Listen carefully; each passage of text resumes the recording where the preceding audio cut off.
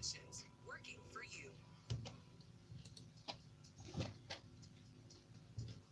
Good morning, Lagos, and welcome to Business Express 981 here on Smooth 98.1. I am Ayo Mairo Ese with Rotus. Hello, Ayo. Welcome back. We've missed you. Thank you. I missed you too. Good to have you back Good to have you. brand. You and I, Olamide were Olamide. flowing yesterday. You were Well, like choreographed dancing. Thank you It so was much. it was solid. And thanks for your support behind the scenes. We have, of course, Christian with us this morning. Christian, 1/3 of the I horsemen. I was going to say 1/3. Christian, good morning, sir. Good morning, Lagos. Good to have you on the show. Thank you. All right. If you'd like to join the conversation, you know what to do. Please send your message to WhatsApp 0809 4440981. And on Twitter, it's at Smooth981FM. Use the hashtag BusinessExpress981.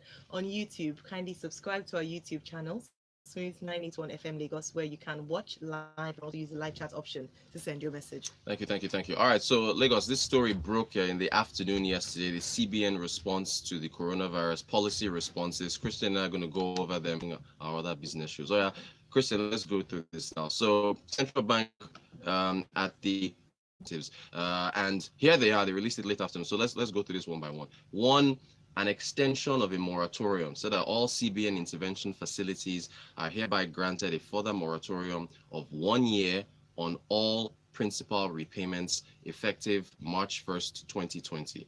Then two, interest rates reduction. We have, what is it then? Correct. All right, so households that have been, they said here, we're going to get back on this. They said that for households and SMEs that have been particularly hit hard by COVID-19, they're going to be, and they're not limited to hoteliers, airline service providers, healthcare merchants. They will have access to this 50 billion naira credit facility. Number four, credit support for the healthcare industry. Yes. So apparently the healthcare industry is going to get assistance as well. That's correct. For those who are looking to expand and open up manufacturing plants in Nigeria, as well as hospitals and actual healthcare practitioners. Okay. And number five, regulatory forbearance. This. Okay, let me read it. Central Bank hereby grants all deposit money bank leave to consider temporary and time-limited restructuring, particularly oil and gas, agriculture, manufacturing. So, I guess forbearance, when you are close to defaulting on a loan, they give you extra time. Extension. Okay, all right. And then the number six, I think this is the one they really like. Strengthening of the LDR. Of the loan ratio policies, in view of the success of the LDR policy in growing credit to the economy and reducing interest rates, CBN will further support industry funding levels to maintain the deposit money bank's capacity to extend credit to individuals. All right, so Lagos, those are the six. So let's know. Christian, where do we start? Let me ask you. You didn't wrap it up quite. Oh, I didn't wrap it up. Sorry. Yeah, it says the CBN shall continue to monitor developments and will issue further updates as may be appropriate.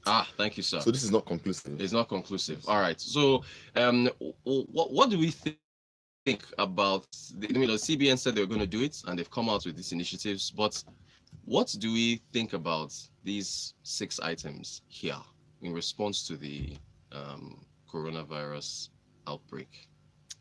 Laudable response, if you ask me. Okay. What's going to determine the efficiency of all of this is the implementation, really. Okay. So some of them don't need to be monitored. Or yes, the implementation stages for some of them don't need to be monitored. For instance, the extension of the moratorium, I think that's already effective from 1st of March. It kicks off immediately. So for facilities that were granted, intervention facilities that were granted earlier on, there will now be a moratorium, an extra moratorium of 1 year. So if you avail the facility through the intervention fund, you get leave of principal repayments for another 1 year. Okay. What it means is that the pressure ordinarily that would have come from having to make repayments when the economy is fledgling, you would not have to bear. I think it's positive, if you ask me. The question, however, most people are asking, I'm also asking, is really what's the size of this intervention? It's my understanding that it's in the neighborhood of 3 trillion. That's huge. That's 30% of the budget. That's massive. But has all that money been disbursed? That's the question that we can't answer. So it's only effective to the extent of the funds that have been deployed. Right. Yes. Okay, see, another thing, this is one that came to my mind, is that let's be frank here. This is a good initiative. They are setting up, buffers, and they want to be able to, protect the country in case people are affected. But we haven't been affected by this thing. I mean, if look, the who is opening the healthcare, for example, the healthcare credit support for the healthcare industry, where they said, you just said it yourself, this is for healthcare businesses that are intend to expand and build health facilities. Who's doing that in the event of the virus? I mean, this is in case of, but the thing is, what folks are saying is, look, in terms of priorities, yes, and in terms of what the central bank is really facing right now, yes, this isn't it. Right? We're not South Africa that's shutting borders. We're not Kenya. We're not Ghana. We're not Morocco. Who else? All these countries that are adversely affected by this thing, where you're seeing cases ramping up. They said there's another one here. They said for, which one was it now? Was it number 2? Where they said for SMEs and households that are affected by the coronavirus, they're extending credit to 50 billion. I mean, which SMEs are being affected by the coronavirus? So what is which households? The thing, though, in my opinion, is being proactive, right? Not waiting for it to happen before you start to put measures in place. Okay, good. Right? So like the healthcare companies that are supposed to be motivated by this, right? The idea is to get them to start to produce whatever it is that we ordinarily were dependent on Asia for. Not in Asia, the rest of the world. Fine. So if we definitely know that there's going to be a reduction in the amount of healthcare to ramp up production. If they haven't, say they were in some kind of, if they were at the research stage, right? Maybe at the research stage. Okay. And they're at the point of, actually beginning to manufacture this. All of this could help them because we don't know how long this would last. The president of the United States yesterday said that it could wash through all of life. Into August. And if this is the case, if this happens to be, then we might have a serious deficits for healthcare materials, drugs coming in from Europe, from Asia. Right. So encouraging them to start producing or start manufacturing, it's not a bad thing now. Encouraging them to ramp up on whatever it is that they're doing is not a bad thing. Fantastic. But if we look at the issues facing Nigeria's healthcare industry prior to coronavirus, if I wish I could have brought in a healthcare practitioner in here or bring one in the future, they will tell you that the issues they've been facing since that they needed this 50 billion credit for far exceed what the issues that this virus could bring to bear. So the power issues, the lack of equipment, the doctors leaving leaving the country, going overseas, the issues with HMO funding. There's like a litany of issues that healthcare, and we're just talking about healthcare. We haven't looked at manufacturers or SMEs or all these other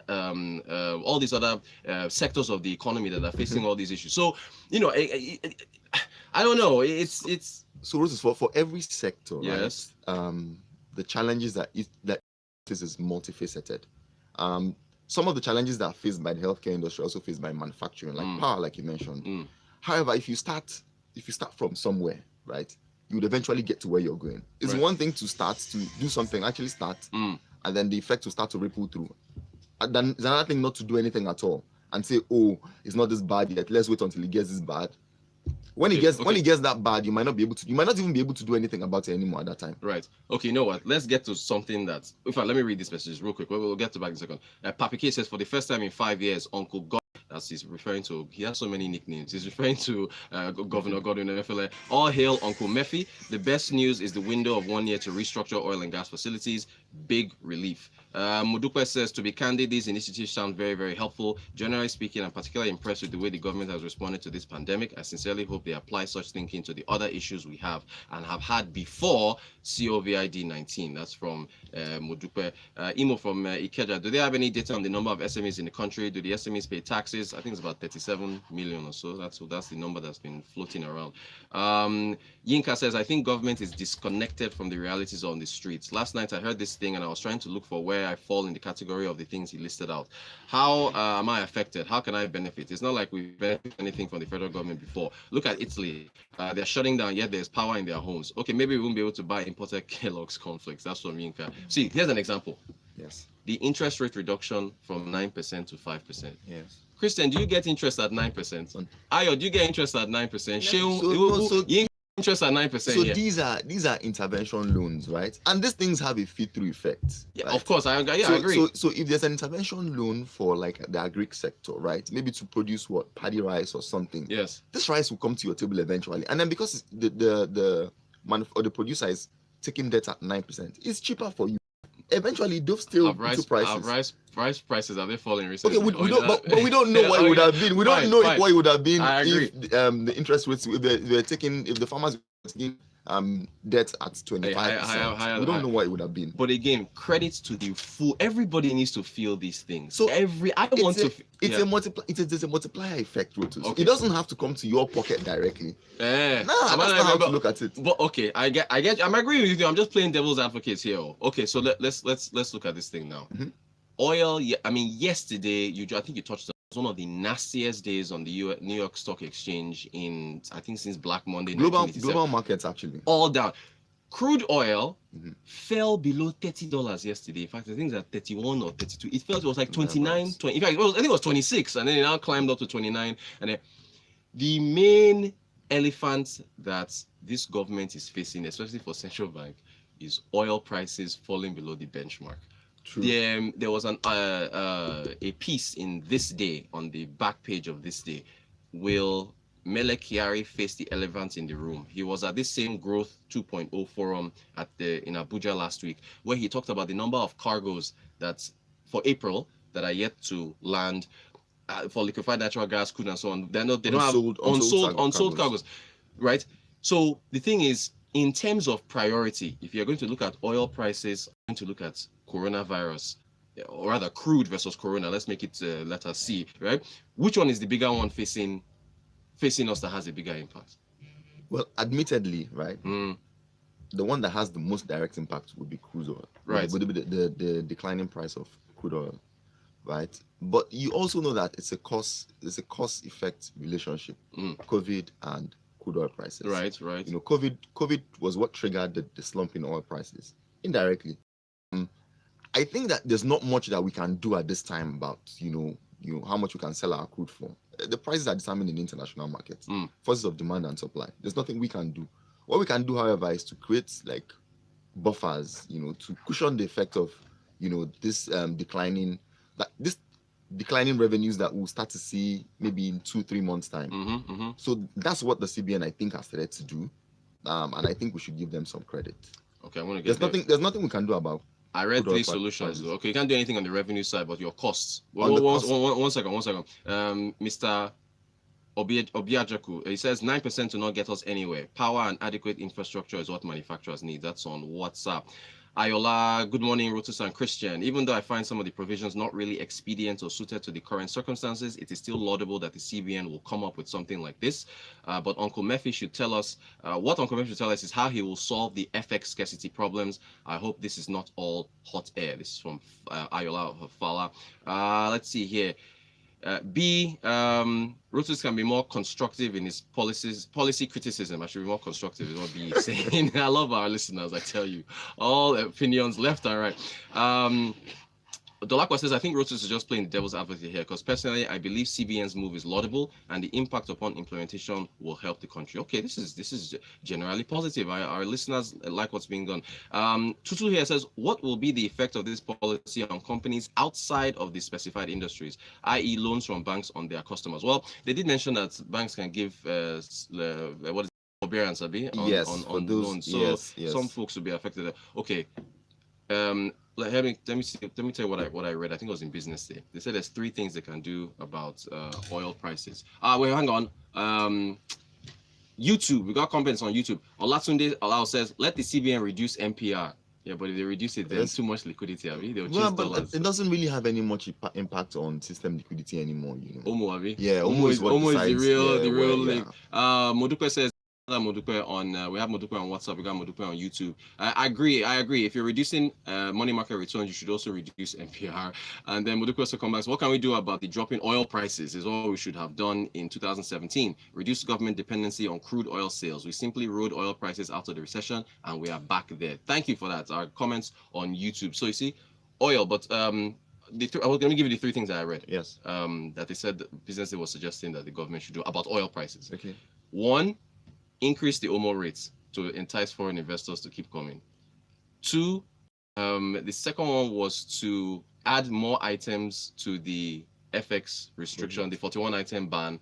And then 3 is the D word that nobody wants to say, the D word to the currency. So what do you think? The D word would have the most immediate Impact. Yes, impact on foreign reserves, really, because there's going to be a strain now. Increasing a strain on foreign reserves. Increasing OMO rates, it's not going to do so much. There's a general globally. There's a risk off. It's a risk off environment. Virtually prices are tanking, right? So people just want to hold cash. Right. That's what's safe.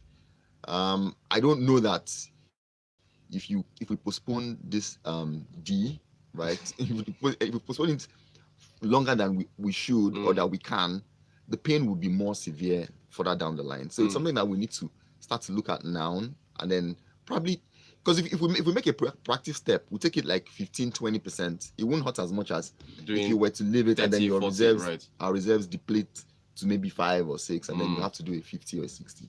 Christian, I appreciate you joining us today. We're signing out now. Prince. Okay, Prince says, well done, Reuters, bringing balanced perspective to the central bank intervention. So Prince is also wondering how far with the effects. Okay, I think we should end here.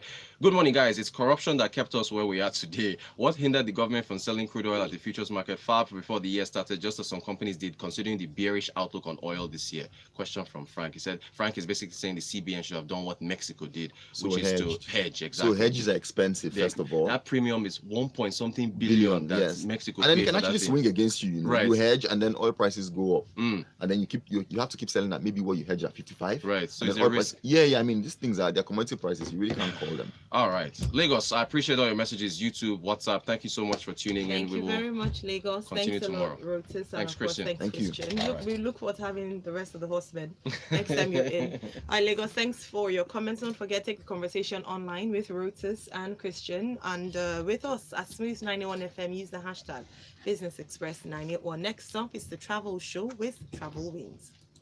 Business Express on Smooth 98.1. Forward. Somebody said this.